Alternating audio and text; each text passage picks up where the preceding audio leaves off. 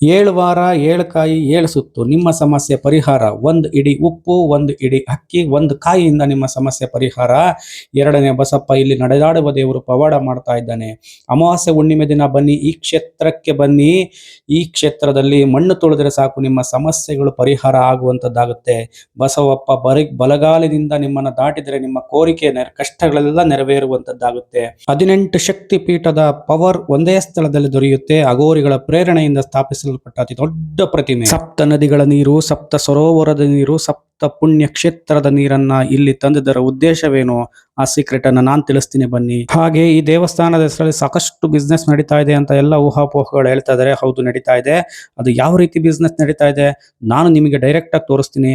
ಬನ್ನಿ, ವಿಡಿಯೋನ ಸ್ಕಿಪ್ ಮಾಡದಲ್ಲಿ ನೋಡಿ. ಈ ಒಂದು ಸಣ್ಣ ಹಳ್ಳಿ ಇಡೀ ಪ್ರಪಂಚ ಮಟ್ಟದಲ್ಲಿ ಹೆಸರು ಮಾಡಿರ್ತಕ್ಕಂತಹ ಒಂದು ಹಳ್ಳಿ ಇದು.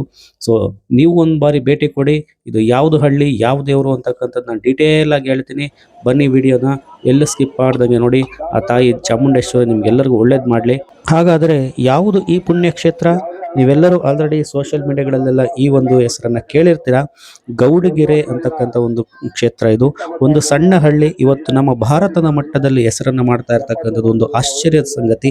ಸೊ ಆ ಒಂದು ಪ್ಲೇಸಿನ ಬಗ್ಗೆ ನಾನು ಇವತ್ತು ನಿಮಗೆ ಸಂಪೂರ್ಣ ಮಾಹಿತಿಯನ್ನು ತಿಳಿಸ್ಕೊಡೋದಕ್ಕೆ ಮುಂದಾಗಿದ್ದೀನಿ. ಒಂದ್ಸಲ ಈ ವಿಡಿಯೋನ ಎಲ್ಲ ಸ್ಕಿಪ್ ಮಾಡ್ದಂಗೆ ನೋಡಿ. ನೋಡಿ, ಇಲ್ಲಿ ತುಮಕೂರು ಕಡೆಯಿಂದ ಆಗ್ಬೋದು, ಮೈಸೂರು ಕಡೆಯಿಂದ ಆಗ್ಬೋದು, ಬೆಂಗಳೂರು ಕಡೆಯಿಂದ ಆಗ್ಬೋದು, ಎಲ್ಲ ಕಡೆಯಿಂದನೂ ಗೌರ್ಮೆಂಟ್ ಬಸ್ಗಳು ಅವೈಲೇಬಲ್ ಇದ್ದಾವೆ. ಬಸ್ಗಳಿಂದ ಬರೋರು ಸುಮಾರು ಜನ ಬಸ್ಗಳಿಂದ ಬರ್ತಾ ಇದ್ದಾರೆ, ನೋಡ್ತಾ ಇರ್ಬೋದು ನೀವು ಅಲ್ಲಿ. ಸೊ ಸಾಕಷ್ಟು ಬಸ್ಗಳೆಲ್ಲ ಅವೈಲೇಬಲ್ ಇದೆ. ಬಸ್ಗಳಿಗೆ ಬರ್ಬೋದು. ತುಮಕೂರಿಂದ ಬಂದ್ರೆ ಒಂದು 2 ಅವರ್ ಜರ್ನಿ ಆಗುತ್ತೆ. ಬೆಂಗಳೂರಿಂದ 1 ಅವರ್ ಜರ್ನಿ ಆಗುತ್ತೆ. ಪಾರ್ಕಿಂಗ್ ವ್ಯವಸ್ಥೆಗೆ ನಾವು ಪ್ರೈವೇಟ್ ವೆಹಿಕಲ್ಗೆ ಬಂದಂಥವು ಪಾರ್ಕಿಂಗ್ ವ್ಯವಸ್ಥೆ ಇದೆ. ನೋಡಿ, ಇಲ್ಲಿ ಕಾರ್ ಪಾರ್ಕಿಂಗ್ ಇದೆ, ಕಡೆಗೆ ಬೈಕ್ ಪಾರ್ಕಿಂಗ್ ಇದೆ. ಒಳ್ಳೆ ಶೆಡ್ ಥರ ಮಾಡಿ ನೀಟಾಗಿ ನೆರಳೆಲ್ಲ ಮಾಡಿದ್ದಾರೆ. ಪಾರ್ಕಿಂಗ್ ವ್ಯವಸ್ಥೆನೂ ಸಹ ಇದೆ. ಯಾವುದು ಫ್ರೀ, ಎಲ್ಲದೂ ಫ್ರೀ, ಯಾವುದೂ ದುಡ್ಡಿಲ್ಲ. ನೋಡಿ, ಭಕ್ತಾದಿಗಳು ಜನ ಸಾಗರನೆ ಹರಿದು ಬರ್ತಾ ಇದೆ. ಇವತ್ತು ಸಂಡೇ ಆಗಿರೋದ್ರಿಂದ ನೋಡಿ, ಈ ತರ ಆಟೋಗಳು ರೆಡಿ ಇದಾವೆ. ಆಟೋ ಇಲ್ಲ ಅಂದ್ರೆ ನಿಮಗೆ ಬಸ್ ಬೇಕು ಅಂದ್ರೆ ಬಸ್ ಇದಾವೆ. ನೋಡಿ, ಇಲ್ಲಿ ಬೇಜಾನ್ ಭಕ್ತಾದಿಗಳೆಲ್ಲ ಬರ್ತಾ ಇದಾರೆ. ಮನೆಯಿಂದ ಏನಾದ್ರು ಹೂವು ಹಣ್ಣು ಕಾಯಿ ತಂದಿಲ್ಲ ಅಂದ್ರೆ ಇಲ್ಲೆಲ್ಲ ಹಣ್ಣು ಕಾಯಿ ಹೂವು ಎಲ್ಲ ಸಿಗುತ್ತೆ, ಬರಬಹುದು. ದೇವಸ್ಥಾನದ ಜಾಗದಲ್ಲಿ ಮಾತ್ರ ಪಾರ್ಕಿಂಗ್ಗೆ ಫ್ರೀ ಇರುತ್ತೆ. ಇನ್ನೆಲ್ಲದು ಪ್ರೈವೇಟ್ ಜಾಗಗಳು. ಅವರು ವಿಶಾಲಾಕ್ ಅವರೇ ಕರೀತಾರೆ. ಅಲ್ಲಿ ಪಾರ್ಕಿಂಗ್ ಚಾರ್ಜ್ ಮಾಡ್ತಾರೆ 20 ರೂಪಾಯಿ 30 ರೂಪಾಯಿ ಅಂತ. ಅಲ್ಲಿಗೆ ಹೋಗೋದಕ್ಕೆ ಹೋಗ್ಬೇಡಿ. ನೋಡಿ, 50 ಹಣ್ಣು ಕಾಯಿ ಎಲ್ಲ ಅದು ಸರಿ 50 ಅಷ್ಟೇ ತಗೊಳ್ಬಹುದು. ದೂರದಿಂದ ಬಂದಿರ್ತಾರೆ, ಹೊಟ್ಟೆ ಹಸುವಾಗಿರುತ್ತೆ ಅಥವಾ ಊಟ ಮಾಡಿರೋದಿಲ್ಲ, ಜರ್ನಿ ಆಗಿರುತ್ತೆ. ಸೊ ಹೋಟೆಲ್ಗಳು ಸಹ ಅವೈಲೇಬಲ್ ಇದಾವೆ, ಬರಬಹುದು. ಬೇಕಾದ್ರೆ ಊಟಗಳು ಎಲ್ಲ ಸಿಗ್ತವೆ, ಊಟ ತಿಂಡಿ ಎಲ್ಲ ಸಿಗುತ್ತೆ. ಎಲ್ಲ ಹೂವು ಹಣ್ಣು ಕಾಯಿ ಎಲ್ಲದೂ ಸಿಗುತ್ತೆ. ನೋಡಿ, ಇಲ್ಲಿ ಸಾಕಷ್ಟು ಹೋಟೆಲ್ಗಳಿದ್ರೂ ಸಹ ಭಕ್ತಾದಿಗಳಿಗೋಸ್ಕರ ಬೆಳಗ್ಗೆ 7 ಗಂಟೆಗೆ ತಿಂಡಿಯನ್ನ ಅರೇಂಜ್ ಮಾಡಿರ್ತಕ್ಕಂಥದ್ದು. ಡೈರೆಕ್ಟ್ ಆಗಿ ನೀವು ಸೀದಾ ಕ್ಷೇತ್ರಕ್ಕೆ ಬರಬಹುದು. ಇಲ್ಲೊಂದು ಬಸ್ ಪಾರ್ಕಿಂಗ್ ಇದೆ. ಗೌಡಗೆರೆ ಮುದ್ದೂರು ಈ ಕಡೆಯಿಂದ ಬರೋಂಥ, ಮೈಸೂರು ಕಡೆಯಿಂದ ಬರೋಂಥ ಬಸ್ ಪಾರ್ಕಿಂಗ್ ಈ ಕಡೆ ಇದೆ. ಅಂಗಡಿ ಮಳಿಗೆಗಳೆಲ್ಲ ಇದಾವೆ. ಆಟ ಸಾಮಾನು ಆಗಿರ್ಬೋದು, ಹೂವು ಹಣ್ಣು ಕಾಯಿ ಆಗಿರ್ಬೋದು, ಎಲ್ಲದೂ ಇಲ್ಲಿ ಸಿಗುವಂತಹದ್ದು. ಬರ್ಬೋದು. ನಾವು ಏನಾನ ಕಡೆಯಿಂದ ಈ ಕಡೆಯಿಂದ ಎಲ್ಲ ಬಿಟ್ಟು ಬಂದರೂ ಸಹ ತಗೊಂಡು ಹೋಗೋದಕ್ಕೆ ಅವಕಾಶ ಇದೆ. ನೋಡಿ, ಇಲ್ಲೆಲ್ಲ ಅಂಗಡಿಗಳೆಲ್ಲ ಮಳಿಗೆಗಳೆಲ್ಲ ಇದೆ. ಸಾಕಷ್ಟು ಹೋಟೆಲ್ಗಳಿದಾವೆ, ಹೋಗೋದಕ್ಕೆ ಹೋಗ್ಬೇಡಿ. ಬೆಳಗ್ಗೆ 7 ಗಂಟೆಗೆ ತಿಂಡಿ ವ್ಯವಸ್ಥೆ ಇರುತ್ತೆ, 24 ಗಂಟೆ ಪ್ರಸಾದ ವ್ಯವಸ್ಥೆ ಇರುತ್ತೆ. ಜನ ಹಂಗ ಹೋಗ್ತಾ ಇದೆ ನೋಡಿ, ಭಕ್ತಾದಿಗಳೆಲ್ಲ. ಚಪ್ಪಲಿ ಸ್ಟ್ಯಾಂಡು ಸಹ ಅವೈಲೇಬಲ್ ಇದೆ. ಚಪ್ಪಲಿ ಸ್ಟ್ಯಾಂಡ್ ಇದೆ, ಅದರ ಪಕ್ಕದಲ್ಲೇ ಕಾಲು ತೊಳೆಯೋದಕ್ಕೆ ನೀರಿನ ವ್ಯವಸ್ಥೆ ಮಾಡಿದ್ದಾರೆ. ಸೊ ಎಲ್ಲದೂ ವ್ಯವಸ್ಥೆ ಇದೆ, ಚೆನ್ನಾಗಿದೆ. ಬನ್ನಿ, ಚಪ್ಪಲಿಗಳನ್ನ ನಿಲ್ಬಿಡ್ಬೋದು. ಇಲ್ಲ ಅಲ್ಲೆಲ್ಲ ನಾವು ಬೇಕಾದ್ರೆ ಬಿಟ್ಬಾರ್ದು. ಹೂವು ಹಣ್ಣು ಕಾಯಿ ತಗೊಳ್ತಿರಲ್ಲ, ಆ ಅಂಗಡಿಗಳ ಮುಂದೆನೂ ಸಹ ಚಪ್ಪಲಿಗಳನ್ನ ಬಿಡ್ತಾರೆ. ನೋಡಿ, ಇಲ್ಲಿ ಕಾಲು ತೊಳೆಯೋದ ವ್ಯವಸ್ಥೆಯನ್ನ ಮಾಡಿದರೆ ನಲ್ಲಿ ಇರ್ತವೆ. ಕಾಲು ತೊಳ್ಕೊಂಡು ಒಳಗಡೆ ಹೋಗೋಣ ಬನ್ನಿ. ಈಗ ಶ್ರೀ ಚಾಮುಂಡಿ ಅಮ್ಮನವರ ಸನ್ನಿಧಿ ಶ್ರೀ ಕ್ಷೇತ್ರ ಗೌಡಗೆರೆ ಕಾಣ್ತಾ ಇದೆ ನೋಡಿ. ಇದು ದೇವಸ್ಥಾನ, ಮೂಲ ದೇವಸ್ಥಾನ. ಈ ದೇವಸ್ಥಾನದ ಒಳಗಡೆ ಅರ್ಚಕರಿಗೆ ಸಿಕ್ಕಂತ ಒಂದು ವಿಗ್ರಹವನ್ನು ಪ್ರತಿಷ್ಠಾಪನೆ ಮಾಡಿರ್ತಕ್ಕಂಥದ್ದು ನಾವು ನೋಡ್ತಾ ಇದ್ದೀವಿ. ಸೊ ಈ ನಿಟ್ಟಿನಲ್ಲಿ ಇಲ್ಲಿ ಮೂಲ ಸ್ಥಾನ ಇದೆ, ಅದರ ಪಕ್ಕದಲ್ಲೇ ಈ ಒಂದು ಸ್ಟ್ಯಾಚ್ಯೂವನ್ನು ಸ್ಥಾಪನೆ ಮಾಡಿರ್ತಕ್ಕಂಥ ನೋಡ್ತಾ ಇದ್ದೀವಿ. ಒಳ ಹೋಗುವ ಸಂದರ್ಭದಲ್ಲಿ ಬಾಗಿಲಲ್ಲೇ ಗಣಪತಿಯ ದರ್ಶನವಾಗುತ್ತೆ, ಅದನ್ನ ನೋಡ್ಕೊಂಡು ಒಳಗಡೆ ಹೋಗ್ಬೇಕು. ಬನ್ನಿ. ನೋಡಿ, ಇಲ್ಲಿ ನಾವು ಬಂದಿರೋದು 10:00ವರೆಗೆ. ಆಲ್ರೆಡಿ ಜನ ಇಷ್ಟು ಜನ ನಿಂತಿದೆ, ಸಾಲುಗಟ್ಟಲೆ ಜನ ನಿಂತಿದೆ ಆಲ್ರೆಡಿ. ನೋಡಿ, ನೋಡ್ತಾ ಇದ್ದೀವಿ. ಭಾನುವಾರ ಆಗ್ಬೋದು, ಮತ್ತು ಯಾವುದೋ ರಜಾ ದಿನಗಳಲ್ಲಾಗ್ಬೋದು, ಹುಣ್ಣಿಮೆ ಮತ್ತು ಅಮಾವಾಸ್ಯೆಗಳಲ್ಲಿ ಈ ಜನಸ್ತೋಮ ಜಾಸ್ತಿ, ಭಕ್ತಾದಿಗಳು ಹೆಚ್ಚಿನ ಸಂಖ್ಯೆಯಲ್ಲಿ ಬರ್ತಾರೆ. ಸೊ ಆ ಸಂದರ್ಭದಲ್ಲಿ ಹೀಗೆ ನೀವು ಕ್ಯೂ ನಿಂತ್ಕೊಂಡು ಹೋಗ್ಬೇಕಾಗತ್ತೆ. ಸೊ ಅದರಿಂದ ದೂರದಿಂದ ಬರುವಂಥವ್ರು ಒಂದು ಪ್ಲ್ಯಾನ್ ಮಾಡ್ಕೊಳ್ಳಿ. ಬೆಳಗ್ಗೆ 7 ಗಂಟೆಗೆ ನೀವು ಈ ಕ್ಷೇತ್ರದಲ್ಲಿ ಹಾಜರಿರಂಗೆ ಬರೋಂಗೆ ನೀವೇನು ಮಾಡಬೇಕು, ಪ್ಲ್ಯಾನ್ ಮಾಡಬೇಕು. ಆವಾಗ ಈ ಒಂದಿಷ್ಟು ಈ ಜನಸಂದಣಿನಲ್ಲಿ ಹೋಗೋದು ತಪ್ಪುತ್ತೆ. ಡೈರೆಕ್ಟಾಗಿ ದರ್ಶನ ಮಾಡ್ಕೊಂಡು ವಾಪಸ್ಸು ಊರಿಗೆ ಹೋಗ್ಬೋದು. ನೋಡಿ, ಇಲ್ಲಿ ಆ ಸಾಲನ್ನು ಬಿಟ್ಟು ಮುಂದೆ ಬಂದಂಥ ಸಂದರ್ಭದಲ್ಲಿ ಇನ್ನೂ 4 ರೋನಲ್ಲಿ ಏನು ಮಾಡಬೇಕು, ನಾವು ಸಾಲುಗಳಲ್ಲಿ ಮುಂದೆ ಸಾಗಬೇಕಾದಂಥದ್ದಿದೆ ನೋಡಿ. ಅದಾದಮೇಲೆ ಇನ್ನೂ 4 ರೋ ಇದೆ. ಸೊ ಈ ಥರನಲ್ಲಿ ಒಂದು 4 ಒಂದು 8 ರೋನಲ್ಲಿ ನಮ್ಮನ್ನು ಕರ್ಕೊಂಡು ಹೋಗ್ತಾರೆ ನೋಡಿ. ಈ ಥರನಲ್ಲಿ ಸಾಲುಗಟ್ಟಲೆ ಈ ಥರ ತಿರುಪತಿಯ ದರ್ಶನ ಆಗುತ್ತಲ್ಲ, ಆ ರೀತಿಯಲ್ಲಿ ಏನು ಮಾಡಬೇಕು, ಹೋಗ್ಬೇಕು. ಆ ಸಾಲಾಗಿ ಹೋಗಿ ಒಳಗಡೆ ಹೋದಂಥ ಸಂದರ್ಭದಲ್ಲಿ ನಾವು ತಾಯಿಯ ದರ್ಶನ ಮಾಡ್ತೀವಿ. ಒಳಗಡೆಗೆ ಮೊಬೈಲ್ ಅಲೋ ಇಲ್ಲ. ಸೊ ಆದರೂ ನಾನು ಒಂದಿಷ್ಟು ಕಣ್ಮರೆಯಾಗಿ ಸ್ವಲ್ಪ ಭಾಗ ಅದನ್ನು ಸೆರೆ ಹಿಡಿದಂಥದ್ದು. ತಾಯಿಯ ಕಣ್ಣು ತುಂಬ ದರ್ಶನ ಮಾಡಿಕೊಂಡು ಬರ್ಬೋದು ನೋಡಿ. ಈ ರೀತಿಯಾಗಿ ದರ್ಶನ ನಮಗೆ ಆಗಿದೆ. ಇದು ಚಾಮುಂಡೇಶ್ವರಿ ಅಮ್ಮನವರ ಮೂಲ ಸ್ಥಾನ. ಈ ತಾಯಿಯನ್ನು ನೋಡಿ ಕೆಳಗಿಳಿಯುವ ಸಂದರ್ಭದಲ್ಲಿ ಬೃಹತ್ ಪ್ರತಿಮೆ ನಮ್ಮ ಕಣ್ಮುಂದೆ ಕಾಣುತ್ತೆ. ಹಾಗೆಯೇ ಕೆಳಗಿಳಿದು ಬಂದಂಥ ಒಂದು ದೊಡ್ಡ ಕಲ್ಲಿಗೆ ಭಕ್ತಾದಿಗಳೆಲ್ಲ ಕಾಯಿನನ್ನು ಅಂಟಿಸ್ತಾ ಇರ್ತಾರೆ.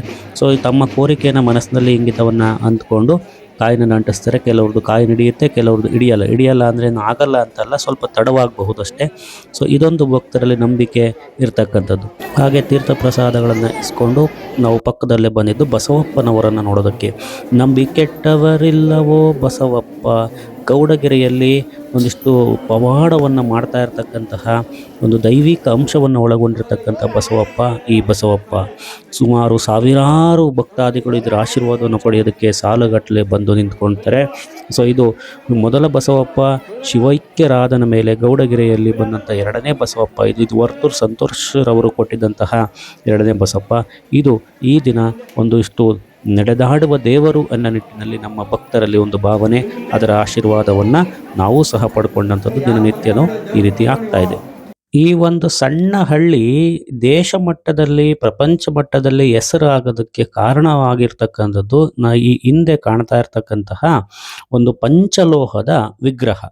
ಭಕ್ತಾದಿಗಳ ದಾನದಿಂದ ನಿರ್ಮಾಣವಾದಂತಹ ಒಂದು ಪುತ್ಥಳಿ, ಸುಮಾರು 35,000 kg ತೂಕದ 60 ಅಡಿ ಎತ್ತರದ ಒಂದು ಪಂಚಲೋಹದ ವಿಗ್ರಹ. ಇದು ಚಾಮುಂಡೇಶ್ವರಿಯ ಒಂದು ವಿಗ್ರಹ. ಇಡೀ ಪ್ರಪಂಚದಲ್ಲಿ ಇಷ್ಟು ದೊಡ್ಡ ಎತ್ತರದಲ್ಲಿರುವಂಥ 60 ಅಡಿ ಎತ್ತರದಲ್ಲಿರುವಂಥ ವಿಗ್ರಹ ಎಲ್ಲೂ ಇಲ್ಲ. ಇದು ನಮ್ಮ ರಾಮನಗರ ಜಿಲ್ಲೆಯ ಚನ್ನಪಟ್ಟಣ ತಾಲೂಕಿನಲ್ಲಿ ಲೊಕೇಟ್ ಆಗಿರ್ತಕ್ಕಂಥ ಗೌಡಗೆರೆ ಕ್ಷೇತ್ರದಲ್ಲಿ ಮಾತ್ರ. ಸೊ ಇದರಿಂದ ಇಡೀ ಪ್ರಪಂಚಕ್ಕೆ ಈ ಒಂದು ಹಳ್ಳಿಯ ಹೆಸರು ಚಿರಪರಿಚಿತವಾಗಿರ್ತಕ್ಕಂಥದ್ದು. ಇದನ್ನ ಸ್ಥಾಪನೆ ಮಾಡೋದಕ್ಕೆ ಕಾರಣ ಆಗಿರ್ತಕ್ಕಂಥದ್ದು ಧರ್ಮಾಧಿಕಾರಿಗೆ ಹೇಳಿದಂಗೆ ಒಂದು ಅಘೋರಿಗಳ ಪ್ರೇರಣೆ ಅವರಿಗೆ ಈ ಒಂದು ವಿಗ್ರಹವನ್ನು ಸ್ಥಾಪನೆ ಮಾಡೋದಕ್ಕೆ ಕಾರಣ ಆಗಿರ್ತಕ್ಕಂಥದ್ದು. ಅದಕ್ಕೆ 2021ರಲ್ಲಿ ವಿಗ್ರಹವನ್ನು ಪರಿಪೂರ್ಣ ಮಾಡಿ ಲೋಕಾರ್ಪಣೆ ಮಾಡಿರ್ತಕ್ಕಂಥದ್ದು. ಊರಿನ ಜನಗಳಿಂದ ಹಿತ್ತಾಳೆ, ತಾಮ್ರ, ಕಬ್ಬಿಣ, ಚಿನ್ನ, ಬೆಳ್ಳಿ ಈ ರೀತಿಯಾಗಿ ಭಕ್ತರು ತಮ್ಮ ಮನೆಗಳಲ್ಲಿ ಇರುವಂತಹ ಒಂದಿಷ್ಟು ಈ ಲೋಹಗಳನ್ನು ದಾನ ಮಾಡಿರ್ತಕ್ಕಂಥದ್ದು. ತಮ್ಮ ಮನೆಗಳಲ್ಲಿ ಬಂಗಾರ, ಬೆಳ್ಳಿನೂ ಸಹ ಒಂದು ಮೂಗುತಿ ಆಗಿರ್ಬೋದು, ಕಾಲುಂಗುರ ಆಗಿರ್ಬೋದು, ಕಾಲ್ಚೈನ್ ಆಗಿರ್ಬೋದು, ಇಂಥವನ್ನೆಲ್ಲವನ್ನು ದಾನ ನೀಡುವ ಮುಖಾಂತರವಾಗಿ ಈ ಒಂದು ವಿಗ್ರಹ ಸ್ಥಾಪನೆಗೆ ಅವರು ಸಹಕಾರ ಕೊಟ್ಟಿರ್ತಕ್ಕಂಥದ್ದು. ಪ್ರಾರಂಭದಲ್ಲಿ ಈ ವಿಗ್ರಹವನ್ನು ಮಣ್ಣಿನಿಂದ ಮಾಡಿದ್ರು, ಅದ್ಯಾಕೋ ಸರಿ ಹೋಗಲಿಲ್ಲ. ಆನಂತರದಲ್ಲಿ ಇದರಲ್ಲಿ ಫೈಬರಲ್ಲಿ ಮಾಡಿದ್ರು, ಅದ್ರ ಮುಖ ಚೆನ್ನಾಗಿ ಬರಲಿಲ್ಲ. ಆನಂತರದಲ್ಲಿ ಈ ಪಂಚಲೋಹದಿಂದ ಮಾಡಬೇಕು ಅಂತ ಅವ್ರಿಗೆ ಪ್ರೇರಣೆ ಬಂದಂಥದ್ದು. ಆಗ ಈ ಪಂಚಲೋಹದಿಂದ ಈ ವಿಗ್ರಹ ಸ್ಥಾಪನೆ ಆಯಿತು. ಈಗ ಅದು ದೇಶ ಮಟ್ಟದಲ್ಲಿ, ಪ್ರಪಂಚ ಮಟ್ಟದಲ್ಲಿ ಹೆಸರಾಗ್ತಾ ಇದೆ. ಒಂದು ಅದ್ಭುತವಾಗಿರ್ತಕ್ಕಂಥ ಪವಾಡವನ್ನು ಮಾಡ್ತಾ ಇರ್ತಕ್ಕಂಥ ಪ್ಲೇಸ್ ಆಗಿದೆ. ಸೊ ಇಲ್ಲಿ ಅನೇಕ ಭಕ್ತಾದಿಗಳನ್ನೆಲ್ಲ ನೋಡ್ತಾ ಇದ್ದಾರೆ ನೀವು. ಸೊ ಇಲ್ಲಿ ಶನಿವಾರ ಮತ್ತೆ ಭಾನುವಾರ ಆಗ್ಬೋದು, ವೀಕೆಂಡ್ಗಳಾಗ್ಬೋದು, ರಜಾ ದಿನಗಳಲ್ಲಿ ಭಕ್ತ ಸಾಗರನೇ ನೆರೆದಿರುತ್ತೆ. ಸೊ ಸಾವಿರಾರು ಭಕ್ತರು ಬಂದು ಈ ಒಂದು ದೇವಿಯ ದರ್ಶನವನ್ನ ಮಾಡ್ಕೊಂಡು ಹೋಗ್ತಕ್ಕಂಥದ್ದು. ಸೊ ಈ ದೇವಸ್ಥಾನ ಏನು ನೋಡ್ತಾ ಇದ್ರೆ ಇದು ಮೂಲ ದೇವಸ್ಥಾನ. ಈ ಮೂಲ ದೇವಸ್ಥಾನದಲ್ಲಿ ಚಾಮುಂಡಿ ಅವರ ಒಂದಿಷ್ಟು ವಿಗ್ರಹವನ್ನು ಪ್ರತಿಷ್ಠಾಪನೆ ಮಾಡಿರ್ತಕ್ಕಂಥದ್ದು ಧರ್ಮಾಧಿಕಾರಿಗಳು.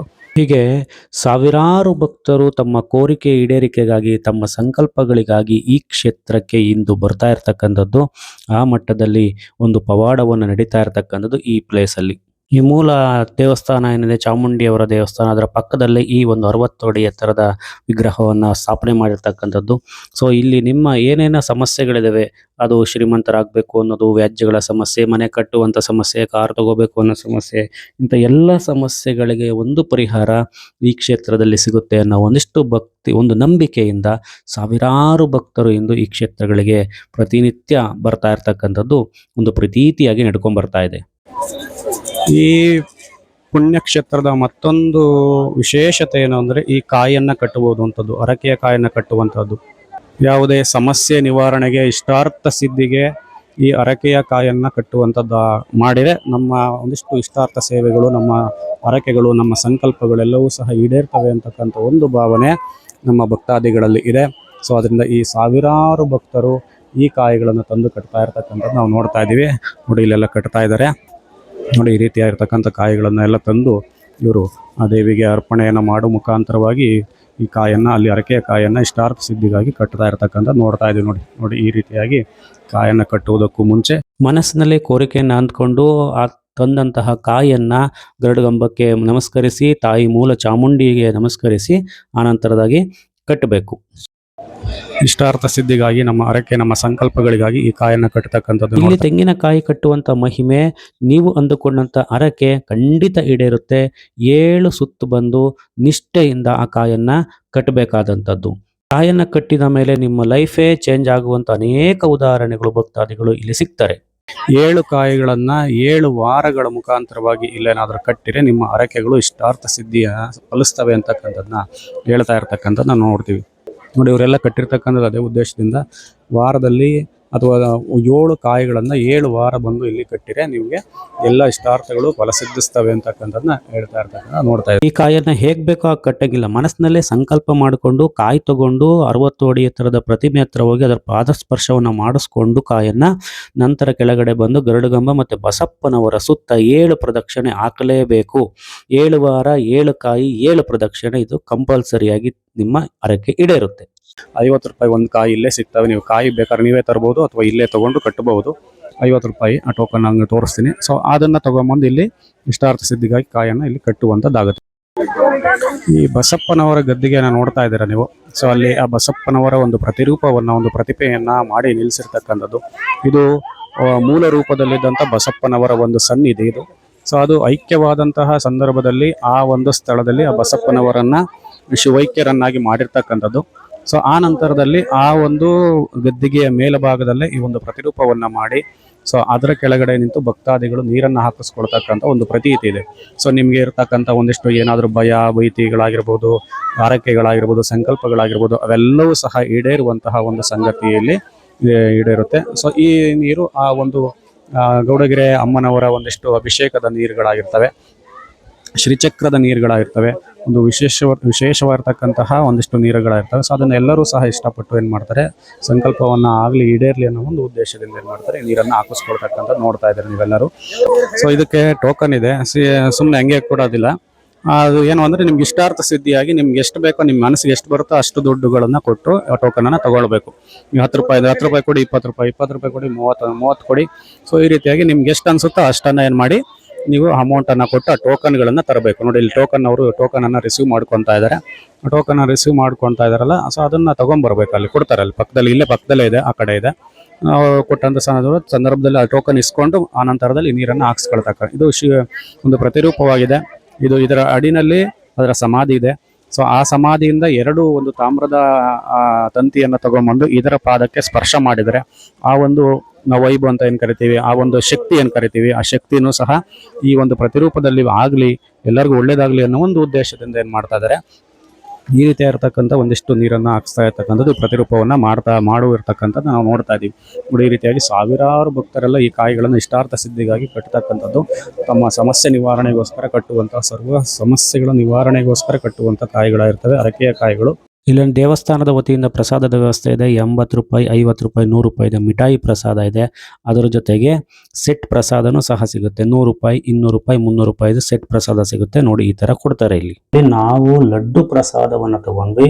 100 ರೂಪಾಯಿ ಲಡ್ಡು ಪ್ರಸಾದವನ್ನು ತಗೊಂಡ್ರೆ ಏನೆಲ್ಲ ಬರುತ್ತೆ ಅಂದ್ರೆ, ಒಂದು ಲಡ್ಡು ಕೊಡ್ತಾರೆ. ಒಂದು ಲಡ್ಡು ಕೊಟ್ಟಾದ್ಮೇಲೆ 2 ಮಿಠಾಯಿ ಬಾಕ್ಸ್ ಕೊಡ್ತಾರೆ. ಈ ರೀತಿಯಾಗಿರ್ತಕ್ಕಂಥ ಚಿಕ್ಕದಾಗಿರ್ತಕ್ಕಂತಹ 2 ಮಿಠಾಯಿ ಬಾಕ್ಸ್ಗಳನ್ನ ಕೊಡ್ತಾರೆ. ಸೊ ಅದ್ರ ಜೊತೆಗೆ ಒಂದು ಸ್ಟಿಕ್ಕರ್ ಕೊಡ್ತಾರೆ. ಗೌಡಗೆರೆ ಚೌಡೇಶ್ವರಿ ಬಸಪ್ಪನವರ ಪುಣ್ಯಕ್ಷೇತ್ರದ್ದು ಒಂದು ಸ್ಟಿಕ್ಕರ್ ಕೊಡ್ತಾರೆ. ಅದ್ರ ಜೊತೆಗೆ ತೀರ್ಥ ಪ್ರಸಾದವನ್ನ ಒಂದು ಬಾಟ್ಲು ಕೊಡ್ತಾರೆ. ಹಾಗೆ ಕುಂಕುಮವನ್ನ ಕೊಡ್ತಾರೆ ಸ್ವಲ್ಪ. ಸೊ ಇದು 100 ರೂಪಾಯಿ ಸೆಟ್ ಪ್ರಸಾದ. ಇದಕ್ಕೆ 200 ರೂಪಾಯಿ ಡಬ್ಬಲ್ ಆಗುತ್ತೆ, 300 ರೂಪಾಯಿ ಟ್ರಿಬಲ್ ಆಗುತ್ತೆ. ಸೊ ಈ ರೀತಿಯಾದ ಪ್ರಸಾದ ವ್ಯವಸ್ಥೆ ಇಲ್ಲಿ ಇದೆ. ಜೊತೆಗೆ ಆ ಫೋಟೋಗಳು ಸಹ ಅವೈಲೇಬಲ್ ಇದಾವೆ. ಗೌಡಗೆರೆ ಅಮ್ಮನವರ ಫೋಟೋಗಳು, ಆ ಜೊತೆಗೆ ಕೊರಳಿಗೆ ಹಾಕ್ತಕ್ಕಂತಹ ಒಂದಿಷ್ಟು ಹಾರಗಳೆಲ್ಲವೂ ಸಹ ಇದ್ದಾವೆ. ಸೊ ಜೊತೆಗೆ ಅವರು ಹೇಳ್ತಾ ಇದ್ದಾರೆ, ಆ ಪ್ರಸಾದದಲ್ಲಿ ಆರ್ಗ್ಯಾನಿಕ್ ಬೆಲ್ಲದಿಂದ ಮಾಡಿರ್ತಕ್ಕಂಥ ಒಂದು ಮಿಠಾಯಿ ಈ ಪ್ರಸಾದದಲ್ಲಿ ತುಂಬಾ ಪ್ರಸಿದ್ಧಿಯಾಗಿರ್ತಕ್ಕಂಥದ್ದು ಅಂತ ಹೇಳ್ತಾ ಇದ್ದಾರೆ. ಸೊ ಅದನ್ನು ಅವರು ಪ್ರಸಾದ ರೂಪದಲ್ಲಿ ಎಲ್ಲರಿಗೂ ಕೊಡ್ತಾ ಇರ್ತಕ್ಕಂಥದ್ದನ್ನ ನೋಡ್ತಾ ಇದ್ದೀವಿ. ಸೊ ಇದು ಬೇಕಾದಂಥವ್ರು ಪ್ರಸಾದದ ವ್ಯವಸ್ಥೆಯನ್ನು ಸಹ ಇಲ್ಲಿದೆ, ಅದನ್ನು ಸಹ ತಗೊಂಡು ಹೋಗ್ಬೋದು. ಇದು ನಿಮ್ಮ ಆಪ್ಷನ್ನು, ತಗೊಳ್ಳೇಬೇಕು ಅಂತ ತಗೊಂಡು ತಗೋಬಹುದು. ನೋಡಿ, ಈ ಭಕ್ತಾದಿಗಳು ಕಟ್ಟಿರ್ತಕ್ಕಂಥ ಸಾವಿರಾರು ಕಾಯಿಗಳನ್ನ ಏನ್ ಮಾಡ್ತಾರೆ ಅನ್ನೋ ಒಂದು ಪ್ರಶ್ನೆಗೆ ನಾವಲ್ಲಿ ವಿಚಾರಿಸಿದ ಸಂದರ್ಭದಲ್ಲಿ ಸೊ ಇವನ್ನೆಲ್ಲವನ್ನ ಆನಂತರದಲ್ಲಿ ಎಲ್ಲವನ್ನ ಶೇಖರಣೆ ಮಾಡಿ ಅಡಿಗೆಗೆ ಬಳಸ್ತಾರೆ. ಇಲ್ಲಿ ಸಾವಿರಾರು ಭಕ್ತರಿಗೆ ದಿನನಿತ್ಯ ಪ್ರಸಾದ ವ್ಯವಸ್ಥೆ ಆಗುತ್ತೆ. ಆ ಪ್ರಸಾದ ವ್ಯವಸ್ಥೆಗೆ ಬೇಕಾದಂತಹ ನಿಟ್ಟಿನಲ್ಲಿ ಏನು ಮಾಡ್ತಾರೆ, ಇವನ್ನೆಲ್ಲ ಅಡಿಗೆಗೆ ಬೆಳೆಸತಕ್ಕಂಥದ್ದು ಆಗುತ್ತಷ್ಟೇ. ಸೊ ಎಲ್ಲೂ ಏನು ಬಿಸಾಕೋದಿಲ್ಲ, ಸೊ ಅವರು ಏನು ಮಾರ್ಕೊಳೋದಿಲ್ಲ, ಸೊ ಇಲ್ಲಿ ಯಾವುದು ಬಿಸ್ನೆಸ್ ನಡೆಯೋದಿಲ್ಲ. ಎಲ್ಲ ಭಕ್ತಳಿಗೋಸ್ಕರ ಭಕ್ತಾದಿಗಳು ಮಾಡಿರ್ತಕ್ಕಂತಹ ಒಂದಿಷ್ಟು ಸೇವೆಗಳು ಇಲ್ಲಿ ಚೆನ್ನಾಗಿ ಕಾಣ್ತಾ ಇರ್ತಕ್ಕಂಥ. ಸೊ ಇವನ್ನೆಲ್ಲವನ್ನ ಅಡಿಗೆಗೆ ಬಳಸ್ತಕ್ಕಂಥದ್ದಾಗುತ್ತೆ. ಇನ್ನೊಂದು ಯೋಜನೆಯನ್ನ ಇಲ್ಲಿನ ಒಂದು ನಿರ್ದೇಶಕ ಮಂಡಳಿ ಹಾಕೊಂಡಿದೆ. ಏನು ಅಂದ್ರೆ, ಅಲ್ಲಿ ದೇವರನ್ನು ನೋಡ್ತಾ ಇದ್ದೀರಾ, ಅಮ್ಮನವರನ್ನು, ಗೌಡಗೆರೆ ಅಮ್ಮನವರನ್ನು ನೋಡ್ತಾ ಇದ್ದೀರಾ. ಅದರ ಹಿಂದೆ ಒಂದು ಸಿಂಹ ವಾಹನ ಇದೆ. ಆ ಸಿಂಹ ವಾಹನ ಈಗ ಇಲ್ಲ. ಆ ಸಿಂಹ ವಾಹನವನ್ನ ಮಾಡಬೇಕು ಅನ್ನೋ ಒಂದು ಉದ್ದೇಶದಿಂದ ಲೋಹ ಸಂಗ್ರಹಣಾ ಅಭಿಯಾನವನ್ನ ಮಾಡಿರ್ತಕ್ಕಂಥದ್ದು. ಸ್ವರ್ಣ ಲೇಪಿತ ಚಾಮುಂಡಿ ದೇವಿಯರ ಪಂಚಲೋಹದ ಸಿಂಹ ವಾಹನ ನಿರ್ಮಾಣಕ್ಕಾಗಿ ಒಂದು ಅಭಿಯಾನ ಆಗ್ತಾ ಇರ್ತಕ್ಕಂಥದ್ದು. ಅದರಿಂದ ನಿಮ್ಮ ಮನೆಗಳಲ್ಲಿ ಇರುವಂತಹ ಹಳೆಯದಾಗಿರ್ಬೋದು, ಹೊಸದಾಗಿರ್ಬೋದು, ಯಾವ್ದು ಬೇಕಾದ್ರೂ ಕೊಡಿಸ್ಬೋದು. ತಾಮ್ರ, ಹಿತ್ತಾಳೆ, ಇದು ಪಂಚಲೋಹಗಳಿಂದ ನಿರ್ಮಾಣ ಮಾಡೋದಕ್ಕೆ ಆಯೋಜನೆಯನ್ನ ಹಾಕೊಂಡಿರ್ತಕ್ಕಂಥದ್ದನ್ನ ಅವರು ನೋಡ್ತಾ ಇದೀವಿ. ನೋಡಿ, ಈ ಬೃಹತ್ ಕಾರ್ಯವನ್ನು ಇನ್ನು ಆರಂಭ ಆಗಬೇಕಾಗಿದೆ. ಅದಕ್ಕೆ ನಿಮ್ಮೆಲ್ಲರ ಸಹಕಾರ ಬೇಕಾಗಿದೆ. ನೋಡಿ, ಒಂದಿಷ್ಟು ಸಹಕಾರ, ಅದು ಫೋನ್ ಪೇ ಆಗ್ಬೋದು, ಗೂಗಲ್ ಪೇ ಆಗ್ಬೋದು, ಎಲ್ಲದರಿಂದನೂ ಅವೈಲೇಬಲ್ ಇರತಕ್ಕಂಥದ್ದು ನೋಡ್ತಾ ಇದ್ದೀರಾ ನೀವು. ಆ ಫೋನ್ ನಂಬರ್ಸ್ಗಳು ಅವೈಲೇಬಲ್ ಇದೆ. ಅವರಿಗೆ ಫೋನ್ ಪೇ, ಗೂಗಲ್ ಪೇ ಯಾವ್ದು ಬೇಕಾದ್ರೂ ಮಾಡಿ ನಿಮ್ಮ ಒಂದು ಭಕ್ತಿಯನ್ನು ಇಲ್ಲಿ ಸಮರ್ಪಣೆಯನ್ನು ಮಾಡ್ಕೊಳ್ಬಹುದು. ಇಲ್ಲಿ ಹಿಂದ್ಗಡೆಗೆ ಕೌಂಟರ್ಗಳನ್ನು ನೋಡ್ತಾ ಇದ್ದೀರಾ. ಸೊ ಇಲ್ಲೇ ನಮಗೆ ಅರಕೆಕಾಯಿಯನ್ನು ಟೋಕನ್ ನೀಡುವಂತಹ ಕೌಂಟರ್ ಸಿಗುವಂತಹದ್ದು ಈ ಭಾಗದಲ್ಲೇ.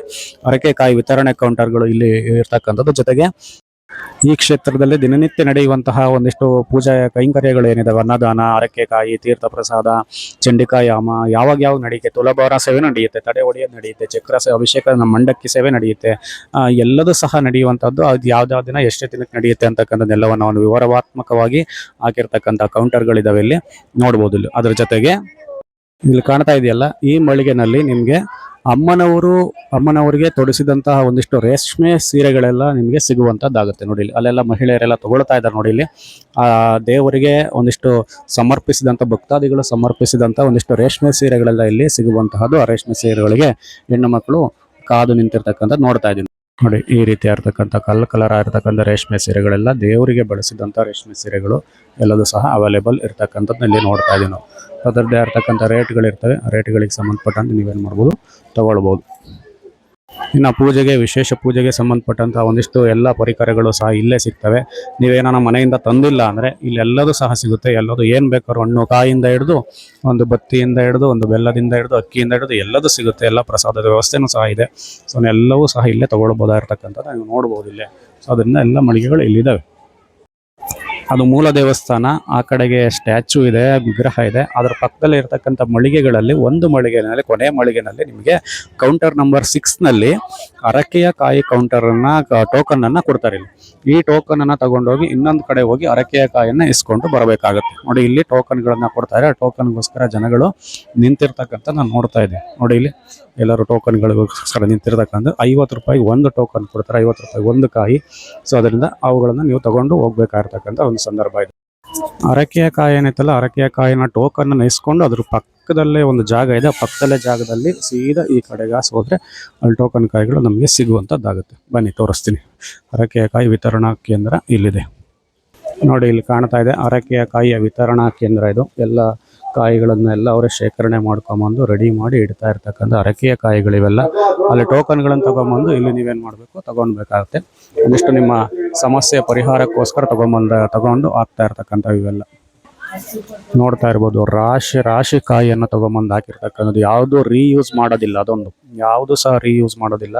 ಸೊ ನೀವು ಅವನ್ನ ಫ್ರೆಶ್ ಆಗಿ ತಗೊಂಬಂದು ಕಾಯಿಗಳನ್ನ ಅಲ್ಲಿ ಅವರು ಪ್ಯಾಕ್ ಮಾಡಿ ನಿಮಗೆ ಕೊಡುವಂಥದ್ದಾಗುತ್ತೆ. ಸೊ ಅದರಿಂದ ನೋಡ್ತಾ ಇದ್ದೀವಿ ನಾವು.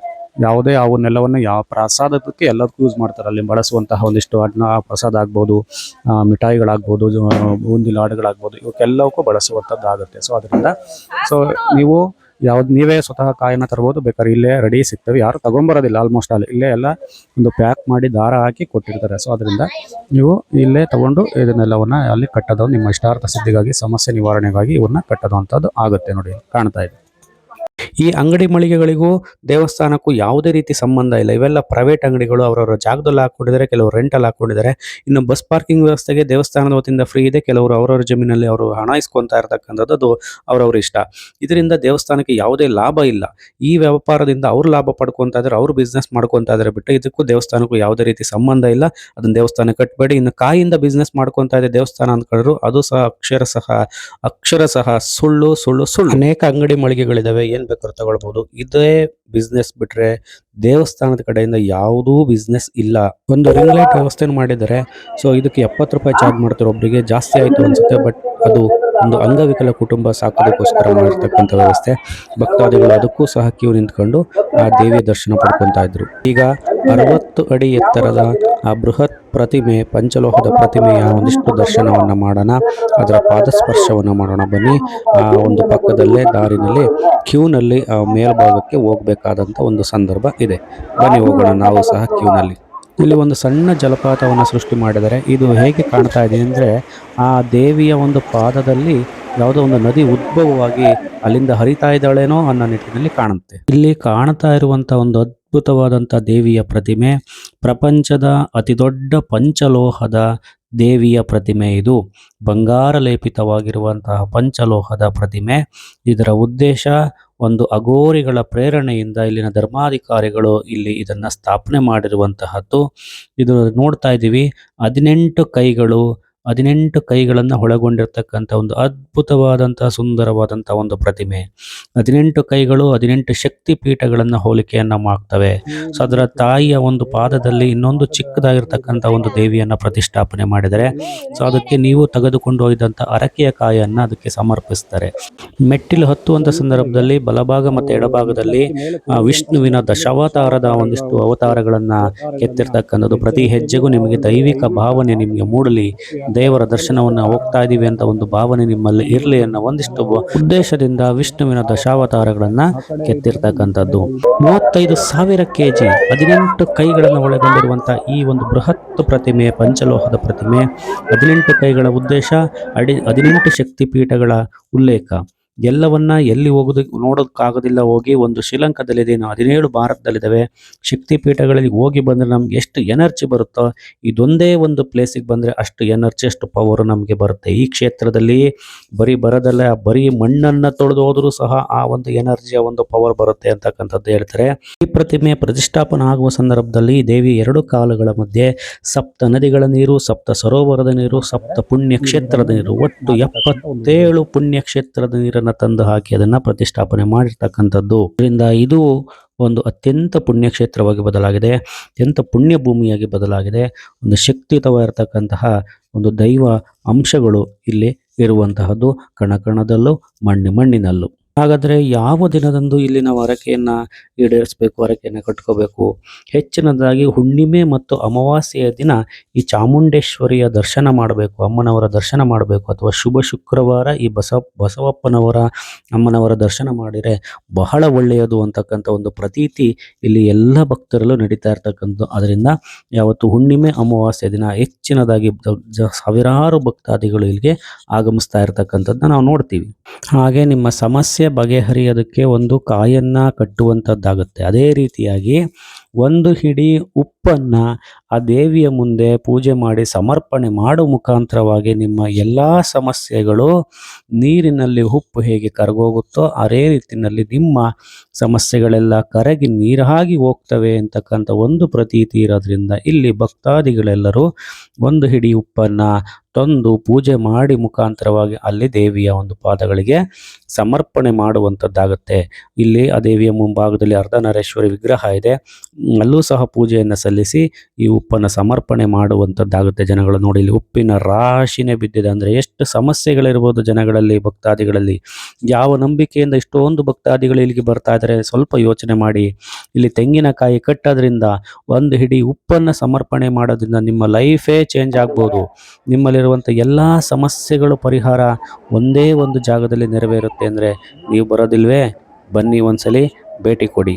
ಇಷ್ಟೆಲ್ಲ ನೋಡಿಕೊಂಡು ನಾವು ಊರ ಕಡೆ ಹೊರಟಂಥದ್ದು. ಇಲ್ಲಿ ಸಾಕಷ್ಟು ಬಸ್ ನಿಲ್ದಾಣಗಳಿದ್ದಾವೆ. ಮೈಸೂರು ಕಡೆಯಿಂದ ಬರೋದಕ್ಕೆ ಒಂದು ಬಸ್ ನಿಲ್ದಾಣ, ತುಮಕೂರಿಗೆ ಒಂದು ಬಸ್ ನಿಲ್ದಾಣ, ಕುಣಿಗಲ್ ಕಡೆಯಿಂದ ಬರೋದು ಒಂದು ಬಸ್ ನಿಲ್ದಾಣ. ಈ ರೀತಿಯಾಗಿ ಸಾಕಷ್ಟು ಬಸ್ಗಳ ವ್ಯವಸ್ಥೆಗಳಿದ್ದಾವೆ. ಕ್ಯೂ ನಿಂತ್ಕೊಂಡು ಬಸ್ ಹತ್ಕೊಂಡು ನಾವು ಹೋಗಬೇಕಾಗತ್ತೆ. ಸೊ ಈ ರೀತಿಯಲ್ಲಿ ನಾವು ಸಹ ಹೋಗಿದ್ವಿ. ಆಟೋಗಳ ವ್ಯವಸ್ಥೆನೂ ಇದೆ. ಈ ದೇವಸ್ಥಾನದ ಬಸ್ಗಳಿದ್ದಾವೆ, ಆಟೋಗಳಿದ್ದಾವೆ. ಆಟೋಗಳು ಮಲ್ಲನಕುಪ್ಪೆ ಕ್ರಾಸಿಗೆ ಬರ್ತವೆ, ಅಲ್ಲಿ ಬೇಜಾನ್ ಬಸ್ ಬರ್ತವೆ. ಮೈಸೂರು ಕಡೆಯಿಂದ ಹೋಗುವಂಥವು ಸಾಕಷ್ಟು ಬಸ್ ಬರ್ತವೆ. ತುಮಕೂರು ಕಡೆ ಹೋಗ್ಬೋದು, ಬೆಂಗಳೂರು ಕಡೆ ಹೋಗ್ಬೋದು, ಈ ರೀತಿಯಾಗಿ. ಸೊ ಮಲ್ಲನಕುಪ್ಪೆ ಕ್ರಾಸಿಗೆ ಬಂದ್ರಾಯ್ತು, ನೀವು ಯಾವ ಕಡೆ ಬೇಕಾದರೂ ಹೋಗ್ಬೋದು. ಸೊ ಅಲ್ಲಿಂದ 4 ಕಿಲೋಮೀಟ್ರ್ ಮಲ್ಲನಕುಪ್ಪೆ ಕ್ರಾಸ್. ಮಲ್ಲನಕುಪ್ಪೆ ಕ್ರಾಸಿಂದ ಗೌಡಗೆರೆಗೆ 4 ಕಿಲೋಮೀಟ್ರು. ಸೊ ಇದನ್ನು ತೋರಿಸ್ತಾ ಇರೋದು ನಾವು ನೋಡಿ, ಇಲ್ಲಿ ಇದೇ ಮಲ್ಲನಕುಪ್ಪೆ ಕ್ರಾಸ್. ಇದು ಮೈನ್ ರೋಡಲ್ಲೇ ಬರುತ್ತೆ ಮಲ್ಲನಕುಪ್ಪೆ ಅಂತಕ್ಕಂಥದ್ದು. ಇದು ಮೈನ್ ರೋಡು, ಯಾವುದು Mysuru to Tumakuru Maddur main road highway ಇದು. ಈ ಹೈವೇ ಮಧ್ಯಭಾಗದಲ್ಲಿ ಎಡಭಾಗಕ್ಕೆ ನೀವೇನು ಮಾಡಬೇಕು, ಗೌಡಗೆರೆಗೆ ತಿರುಗಿಕೊಳ್ಬೇಕಾಗುತ್ತೆ. ನೋಡಿ, ಇದು ಮಲ್ಲನಕುಪ್ಪೆ ಕ್ರಾಸ್ ಅಂತಕ್ಕಂಥ ಒಂದು ಪ್ಲೇಸ್ ಇದು. ಸೊ ಇಲ್ಲಿಂದ ಆಟೋಗಳು ಸಿಗ್ತವೆ, ಗೌರ್ಮೆಂಟ್ ಬಸ್ಗಳಿದ್ದಾವೆ. ಸೊ ಈ ಕಡೆಗೆ ನೋಡಿ, ನೂರಾರು ಭಕ್ತಾದಿಗಳೆಲ್ಲ ಬಸ್ಗೋಸ್ಕರ ಅಲ್ಲಿ ಕಾಯ್ತಾ ಇರ್ತಕ್ಕಂಥದ್ದು ನಾವು ನೋಡ್ತಾ ಇದ್ದೀವಿ. ಸೊ ಈ ಕಡೆಗೆ ಹೋದರೆ ತುಮಕೂರು, ಈ ಕಡೆಗೆ ಹೋದರೆ ಮೈಸೂರು. ಸೊ ಮಧ್ಯಭಾಗದಲ್ಲಿ ನೀವೇನು ಮಾಡಬೇಕು, ಎಡಭಾಗಕ್ಕೆ ತಿರುಗಿಕೊಂಡ್ರೆ ಗೌಡಗೆರೆ. ಇಲ್ಲಿಂದ 4 ಕಿಲೋಮೀಟ್ರ್. ಇಲ್ಲಿಂದ ಆಟೋಗಳು ನಿಂತಿದೆ ನೋಡಿ, ಅಲ್ಲಿ ಆಟೋಗಳು ಹಿಡಿದು ನೀವು ಒಳಗಡೆಗೆ ಹೋಗ್ಬೋದು. ನೋಡಿ, ಇಲ್ಲೊಂದು ಗೌರ್ಮೆಂಟ್ ಬಸ್ಸು ಸಹ ಬಂದು. ಇದು ಇವತ್ತಿನ ವಿಡಿಯೋ ಇಷ್ಟ ಲೈಕ್ ಮಾಡಿ, ಶೇರ್ ಮಾಡಿ, ಕಮೆಂಟ್ ಮಾಡಿ, ಚಾನಲ್ ಸಬ್ಸ್ಕ್ರೈಬ್ ಮಾಡ್ಕೊಳ್ಳಿ ದಯವಿಟ್ಟು.